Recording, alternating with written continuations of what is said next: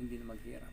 Yung pang banayan na buhay, yung lahat ng bagay ay nasa kanya na. Marami po naghahanap nito. Pero kung ikaw ay pamimiliin, ano po ba ang pipiliin mo kayamanan? So kung titingnan po natin ang Matthew 6:19 to 21, sinasabi po dito na huwag kang mag-impok ng kayamanan dito sa lupa sapagkat ito po ay nasisira lamang. So mayroong maninira. Yan po. Or mawawala lamang. So ibig sabihin, magiging walang halaga ang mga kayamanang inyong nakukuha. So at sinasabi rin po sa ibang talata ng Biblia na ang lahat ng bagay ay mawawala. Ano po? Ngunit ang kanyang salita ay hindi magkakapula. Sabi niya po. So, ibig sabihin, ang mga kayamanang physical ay mawawala lamang.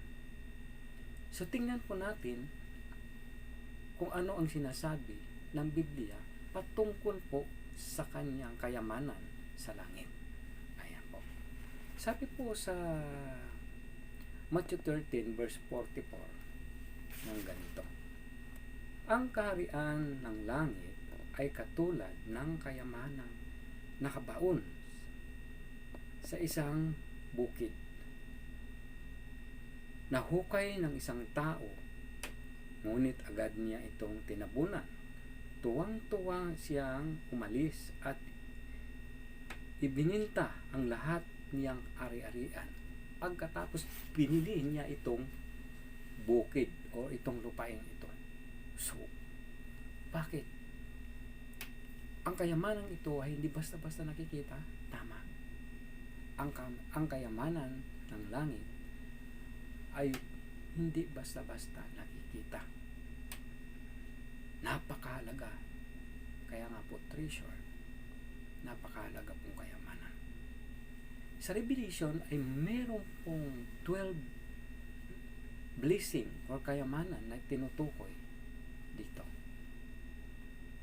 So ito po ay makukuha natin sa pamamagitan ng pagsunod at pagtitiwala sa Diyos. Makukuha lamang natin ito kung susunod tayo. So madali po ba makuha ang kayamanan? So hindi po.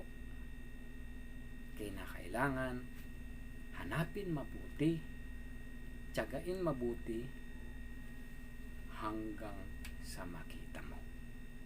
So, madali po bang hanapin? Hindi po.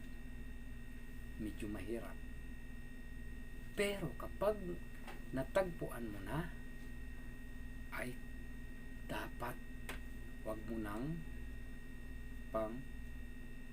pakawalan pa. Wag mong pag-aksaya ng panahon. Kunin mo. Gaya po ng isang taong nakahukay. No? Gaya po ng sinasabi sa Matthew 13 verse 44. Yes. Na nung nakita niya ng isang tao, ang kayamanang ito, agad niyang tinabunat at siya ay masaya siyang umalis at pagkatapos binagbili niya ang lahat ng kanyang ari-arian at binili ang lupain ito sapagkat napakahalaga ng kayamanan ito. So ganun po ang paghahari ng Diyos. Yes. Ganun po ang paghahari ng Diyos. Kaya ngayong umaga, piliin natin ang kayamanang hindi nasisira. Good morning and God bless you.